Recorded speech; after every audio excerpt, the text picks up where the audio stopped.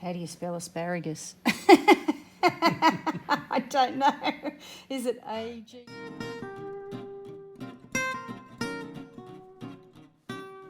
So today is all about sorting out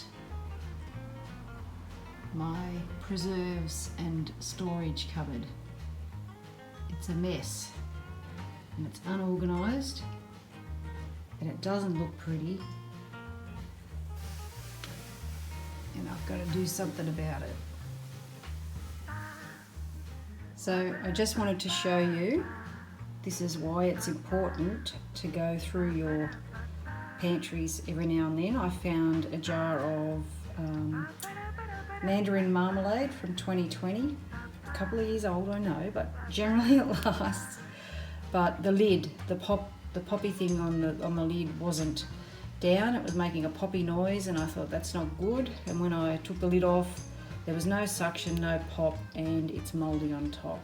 So really good reason to go through our pantries from time to time and have a thorough check of everything.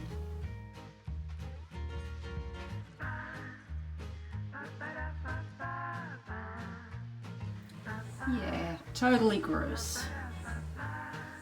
But I'm sure we've all been there.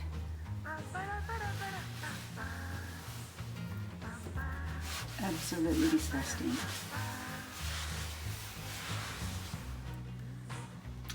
Alrighty, so I gave the shelves a bit of a wipe down. They're pretty dirty. I've got everything sitting on the kitchen table over there. And something I noticed when I was cleaning the shelves was they're just starting to get a bit of a bow in the shelves from the weight of all the preserves. So, lucky for me, I've got a very handy husband, and he knows, happy wife, happy life. And he's going to reinforce these shelves for me, so that's his job for today.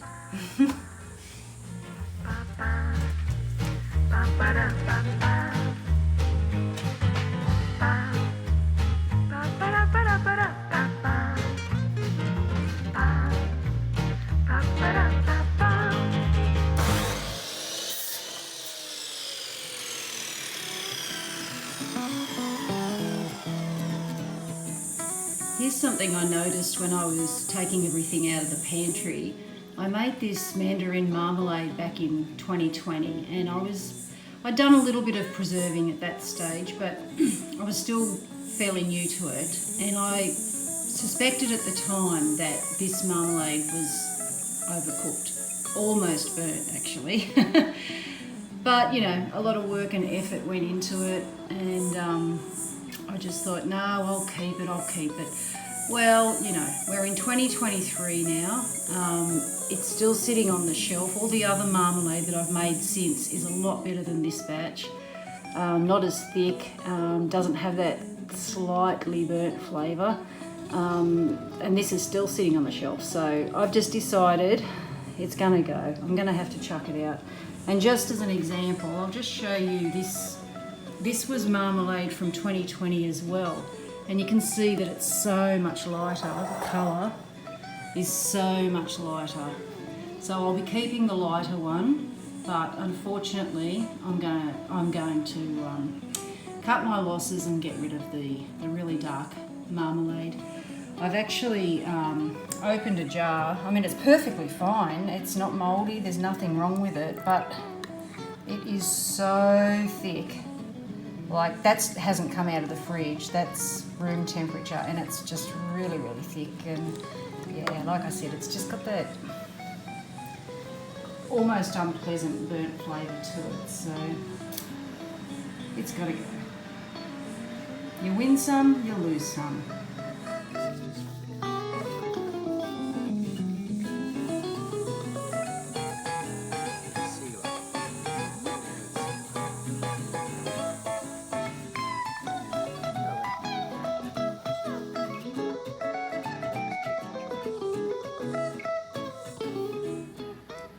Here's a little something I want to draw your attention to. Don't be a slacko like me. I haven't labelled half of these jars, and that's really naughty. I know what's in them, but as time goes along, I'm not going to remember what year I processed them. Sometimes I've been good and sometimes I haven't.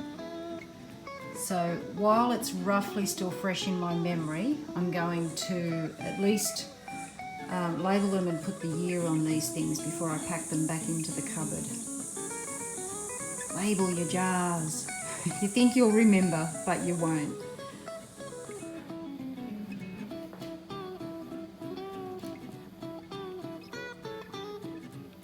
I'm just using a chalk marker for writing on these. They rub off really well, wash off really well.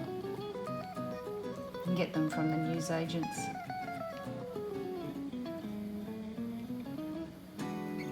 That's better. How do you spell asparagus? I don't know. Is it A-G-U-S? Yeah.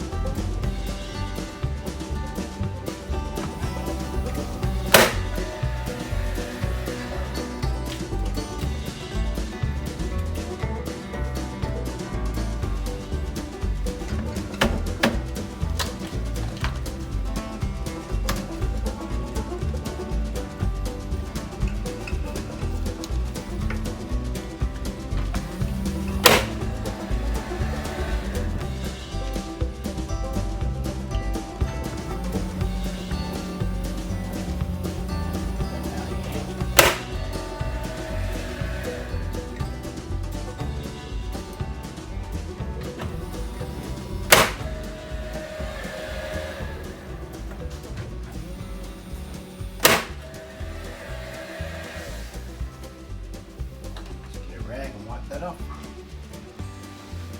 Awesome. Good start. Hey, you know what? For a handyman, you'd make a great paramedic. Or the other way around. Well, that is looking a lot better. A little bit more reinforcement on those shelves, and I can be a little bit more comfortable putting the weight of the preserves on it. I think, oh, I'm gonna get this out. There's only one thing for it. I think my husband deserves one of these. Okay, so we're done. It's been a full day's work, but it looks amazing.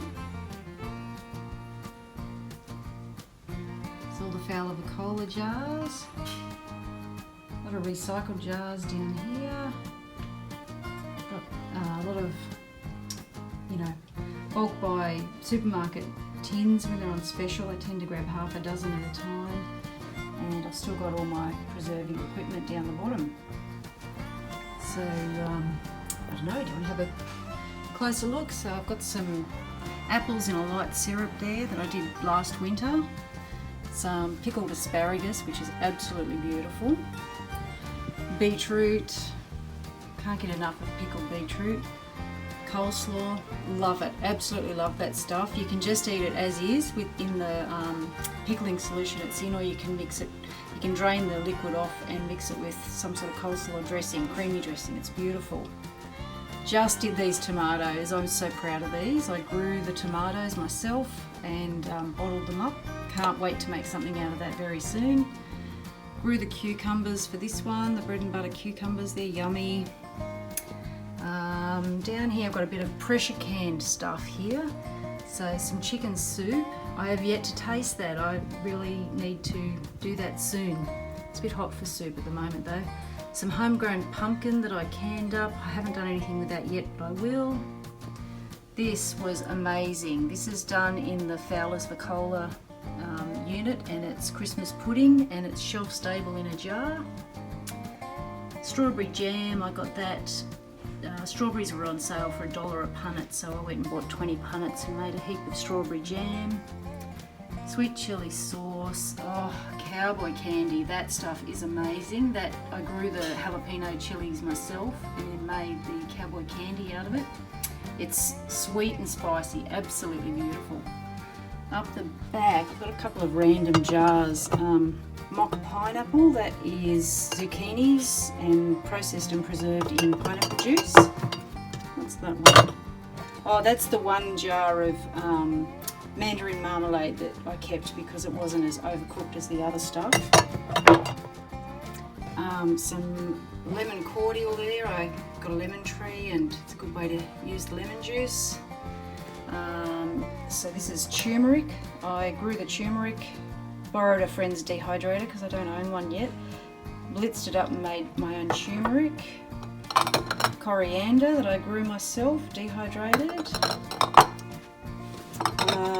More coriander. I think this one up the back is spring onions. Yep, spring onions up the back, dehydrated, just ready to add into whatever needs. Now just last weekend gone, our local Farmer Charlie's had beetroots on a really good sale, $2.70 a kilo, and I went a bit crazy with the beetroot. So the jars up here, they're for us, because they're in the pretty Fowler-Vacola jars, and I'm not giving my Fowler-Vacola jars to anyone.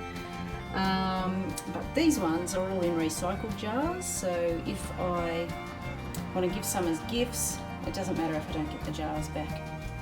And these are some olives that I picked from an acquaintance's place back in 2019, and they're still perfectly fine. From memory, it was a bit of a salt solution that I had to change every day for ages, and then I really can't remember what they're preserved in, but I do know that there's a layer of olive oil on top.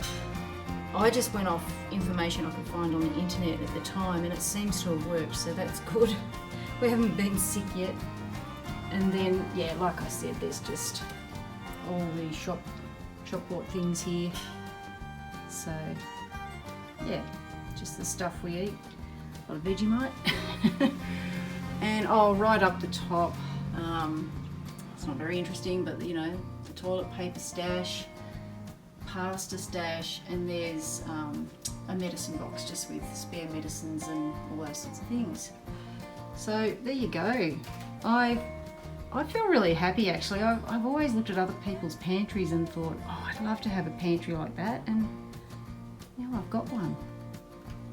It's all through my own hard work. It's been lots of fun. So I'm just going to put the doors are here for this.